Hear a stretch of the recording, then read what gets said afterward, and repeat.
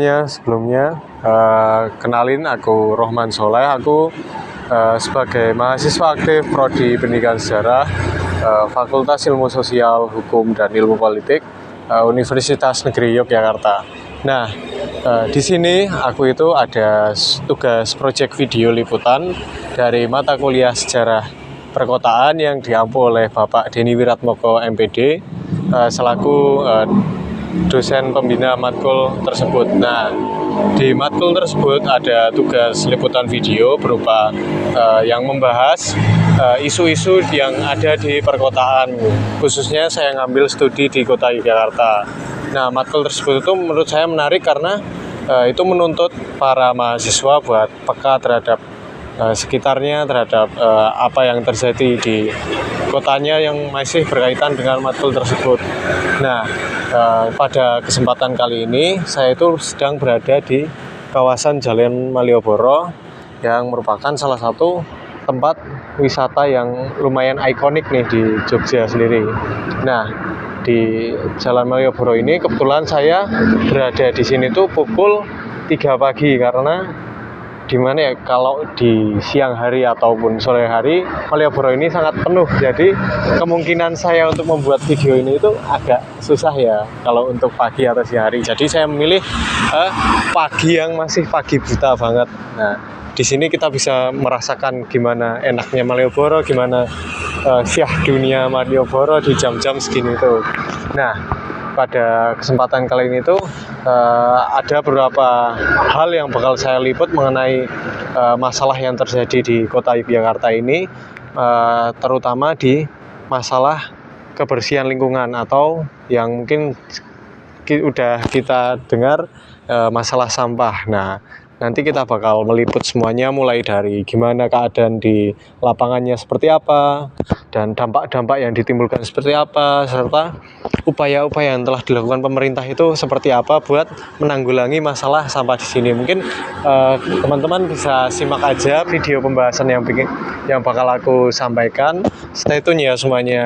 Sekali ini saya mengambil sampah yang mulai mengikis keistimewaan kota Jogja, studi kasus sampah yang berada di sekitaran jalan di kota Jogja. Nah, kenapa alasan saya mengambil studi kasus ini? Karena mungkin banyak di berita-berita online atau mungkin artikel-artikel yang tersebar di media sosial itu, Jogja itu sedang dalam masa darurat sampah, di mana pemerintah itu sudah mengupayakan banyak hal untuk menangani darurat sampah ini. Nah, kenapa saya mengambil studi ini? Karena menurut saya studi ini menarik karena Jogja sendiri itu terkenal dengan budayanya, dengan wisatanya. Namun pada kenyataannya mereka itu menghadapi banyak tantangan dan banyak hambatan untuk perkembangan era industri dan perkembangan pariwisata, terutama di bidang sampah ini. Nah, sampah ini tuh sangat mempengaruhi nama baik kota Jogja karena berita-berita yang tersebar, artikel yang tersebar itu justru membuat publik berpikir, apakah Jogja itu tidak istimewa itu? Apakah sampah itu mulai menghilangkan keistimewaan kota Jogja? Nah, kita bakal ulik semuanya, kita bakal buka semuanya yang ada di kota Jogja ini. Bagaimana nanti pada kenyataannya di lapangan itu sampah-sampah yang ada di kota Jogja itu seperti apa, dan mungkin dampak-dampak yang dihadapi. Teman-teman bisa lihat sendiri, ini di saat ini aku berada di salah satu jalan ikonik di kota Yogyakarta yang menjadi pusat pariwisata juga di kota Yogyakarta, yaitu ada di Jalan Malioboro. Nah, kenapa aku ada di sini? Karena mungkin teman-teman bisa lihat sendiri ya, teman-teman, buat ini di samping di samping jalan raya. Di sini masih ada banyak tumpukan sampah yang mungkin dapat mengganggu adanya mobilitas di sekitar, kan mengganggu estetika di bagian wilayah di Malioboro ini. Dan bahkan ini teman-teman, ini di depan Taman Batik Terang Bulan. Nah, di depan Taman Batik ini tuh masih ada beberapa tumpukan sampah yang mungkin mengganggu pemandangan di area Malioboro. Nah, ini adalah salah satu contoh kenapa eh, sampah itu bisa mengikis keistimewaan Yogyakarta, karena ya estetika budaya yang ada di Yogyakarta itu mulai hilang karena banyaknya sampah yang ada di jalan-jalan, khususnya di tempat-tempat wisata budaya di bagian kota Yogyakarta.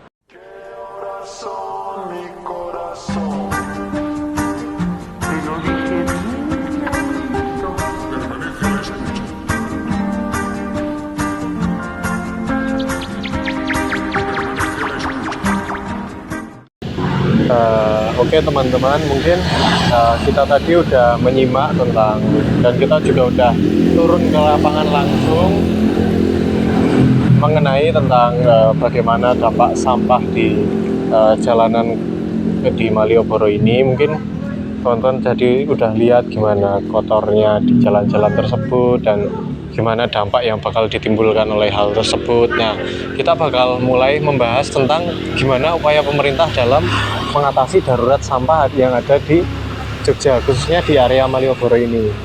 Yang saya ambil karena menurut saya di sini juga udah ada upaya penanggulangannya ya.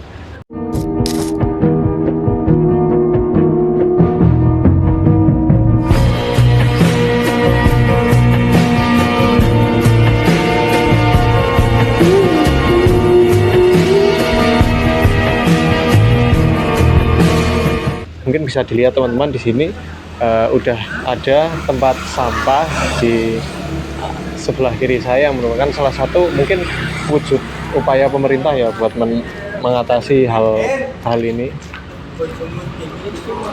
Nah, hal ini tuh mungkin bisa dilihat ya teman-teman. Untuk ini tuh nanti juga ada pengambilan sampahnya dari pihak kebersihan di area Malioboro ini, yang mungkin nanti pas jam-jam malam seperti ini nanti petugas kebersihan itu mulai muter di area Malioboro buat ngosongin tempat sampah, buat milah-milah sampah yang ada di Malioboro. Dan juga saya melihat hal yang menarik di sini itu banyak petugas sampah itu yang dari swasta, jadi mereka kayak nggak dari pemerintah, tapi mereka inisiatif buat mencari uang buat nanti di loa dan sebagainya. Itu mereka juga bekerja dan mendapat uang dari mereka mengumpulkan sampah-sampah tersebut. Nah, jadi mungkin bisa kita simpulkan ya, mungkin pemerintah itu udah mencoba menggalangkan cara-cara yang mungkin bisa mengatasi darurat sampah yang ada di Malioboro ini, mulai dari menyediakan tempat sampah, menyediakan tenaga pembersih, serta mungkin ada di beberapa titik itu udah ada papan-papan peringatan mengenai jangan membuang sampah di Malioboro. Mungkin ada disampaikan undang-undang pembuangan sampah juga, mungkin di Malioboro yang ujung sana tadi ada disampaikan undang-undang tentang gimana kalau kita membuang sampah di sini nanti kita bakal dijerat hukum dan sebagainya, atau mungkin didenda.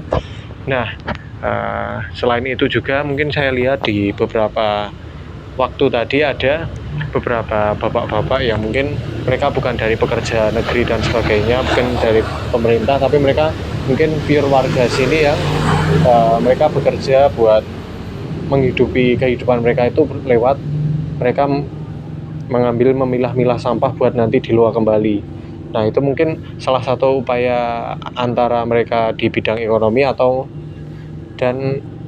mungkin memang kesadaran mereka yang terkait dengan masalah sampah ini. Mungkin itu ya teman-teman pembahasan kita terkait upaya yang sudah dilakukan pemerintah sama warga sekitar. Dan dapat dilihat juga mungkin di beberapa titik yang di dekat banget sama Jalan Malioboro ini nampaknya udah bersih, nggak ada tumpukan-tumpukan sampah lagi.